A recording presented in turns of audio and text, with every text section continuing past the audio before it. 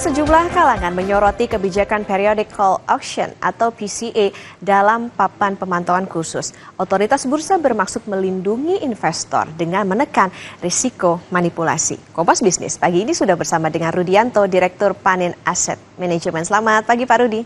Selamat pagi Bu. Ya, Pak Rudi, ini kan lagi rame nih soal FCA ya. Nah, kebijakan Periodic Call Auction ini apa penilaian Anda sebagai salah satu pihak yang tentunya juga berhubungan dengan pasar modal? Gimana mekanisme PCA ini dengan blind order book bekerja? Kalau di pasar yang reguler, orang mau beli saham kan dia pasang di bid. Orang yang mau jual saham dia pasang di offer. Kemudian harga belinya kan bisa beda-beda. Misalnya saya mau beli di harga 1.000, Ibu mau beli di harga 990, sama juga dengan harga jual.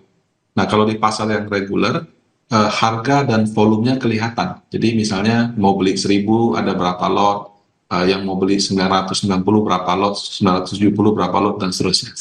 Nah, kalau PCA itu informasi antriannya ditutup. Jadi tidak muncul seperti biasanya. Jadi kalau saya mau beli saham pada umumnya di pasar reguler, antriannya kelihatan. Kalau di blind order book itu antriannya ditutup.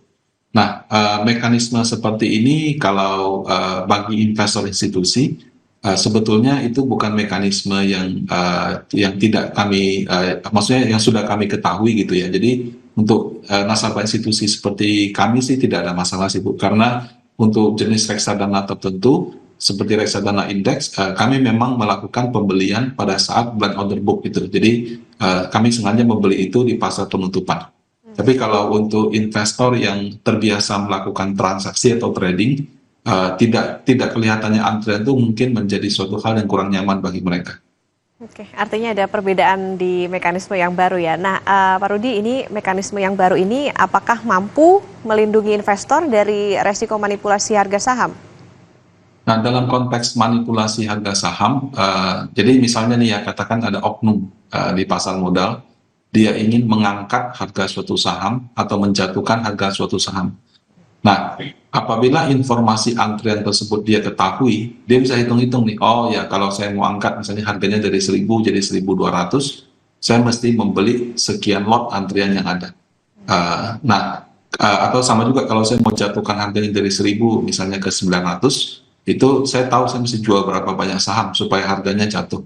Nah, dengan ditutupnya antrian tersebut, informasi antrian, si oknum tersebut tidak memiliki informasi berapa yang harus dia beli, berapa yang harus dia jual. Sehingga kalaupun dia tetap mau melakukannya bisa, cuma harga yang harus dia keluarkan jadi mahal sekali karena dia nggak tahu nih berapa harga yang diperlukan untuk menaikkan atau menjatuhkan. Kemudian salah satu fitur daripada PCA juga adalah dia itu cuma di satu harga.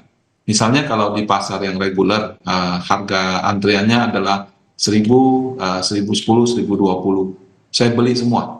Jadi saya akan dapat harga 1.000 sekian lot, 1.010 sekian lot, 1.020 sekian lot. Tapi kalau di PCA enggak.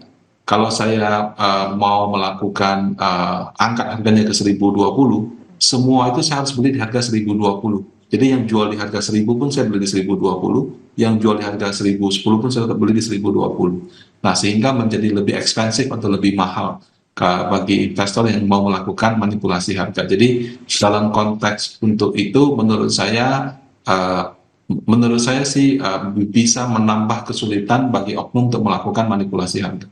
Artinya harganya per lotnya juga lebih pasti ya Pak Rudi ya. Nah Pak Rudi, apakah mekanisme PCA ini bisa berpengaruh terhadap likuiditas dan juga potensi volatilitas yang lebih tinggi di pasar saham di Indonesia? Sekali lagi kan investor di pasar modal ada banyak. Ada investor institusi, ada investor perorangan. Investor perorangan ada yang beli dan tidur, ada yang beli dia lakukan transaksi gitu. Nah, bagi yang investor yang senang melakukan transaksi, informasi antrian yang tidak bisa diketahui tersebut memang mungkin membuat mereka menjadi sedikit lebih malas melakukan transaksi. Bisa saja karena satu, dia merasa infonya tidak lengkap, atau yang kedua, ya dia belum terbiasa. Karena mekanisme seperti ini, itu bagi investor institusi itu cukup common ya, cukup biasa. Tapi kalau bagi investor perorangan, mekanisme tersebut kalau saya lihat mungkin belum terbiasa. sehingga mengurangi transaksinya. Tapi nanti kalau sosialisasi dari perusahaan sekuritasnya cukup baik, ya mudah-mudahan seperti biasa lagi begitu. Oke, itu tadi ya kuncinya harus bisa disosialisasi. Semoga investornya juga ngerti gimana sih mekanisme yang terbaru ini. Oke, Pak Rudi, gimana jadinya strategi investor jika ingin bertransaksi saham yang diperdagangkan secara PCA di papan pemantauan khusus? Nah, suatu saham itu kalau masuk ke papan pemantauan khusus itu karena ada alasannya. Dan biasanya alasan-alasan tersebut itu negatif gitu. Misalnya perusahaan sedang dalam gugatan hukum dalam PKPU, perusahaannya gagal bayar obligasi, perusahaannya terlambat menerbitkan laporan keuangan, perusahaannya misalnya harga sahamnya tidak liquid, jadi transaksinya itu kurang dari kalau nggak salah sekian juta selama beberapa bulan terakhir gitu. Artinya saham-saham yang masuk dalam papan pemantauan khusus itu sedang bermasalah ya. Dari masalah-masalah tersebut mungkin yang sifatnya bukan masalah besar itu kalau dia saham beredarnya kurang dari 7,5%. Jadi kalau suatu perusahaan, kalau dia menjadi perusahaan TBK, minimum 7,5% dari sahamnya harus dimiliki oleh masyarakat umum. Nah, terdapat beberapa saham yang dia punya kepemilikan kurang dari 7,5%. Nah, itu juga masuk pemantauan khusus. Tapi kalau yang khusus yang itu biasanya tidak ada masalah di fundamental. Ini lebih ke masalah pemiliknya mungkin pegang terlalu banyak saham aja seperti itu. Tapi selain yang itu, kebanyakan ada masalah. Sehingga bagi investor yang awam, menurut saya sebaiknya menghindari saham yang masuk pemantauan khusus gitu. Kenapa? Karena dia bisa masuk karena ada masalah gitu. Nah, kalau tetap mau beli ya karena perusahaan-perusahaan sedang bermasalah kan berarti harganya bisa saja sangat murah. Jadi marketnya mungkin melihat negatif sangat murah. Dan kalau kita percaya dia bisa melakukan turnaround, artinya dia membalikkan situasi dari kondisi nggak bagus jadi bagus, mungkin saja ada capital gain gitu, yang ada keuntungan yang besar. Tapi untuk bisa melakukan itu butuh pemahaman yang mendalam tentang fundamental suatu perusahaan. Sehingga kalau misalkan tidak begitu mengerti tentang hal tersebut, menurut saya sebaiknya bisa beli saham yang biasa aja gitu.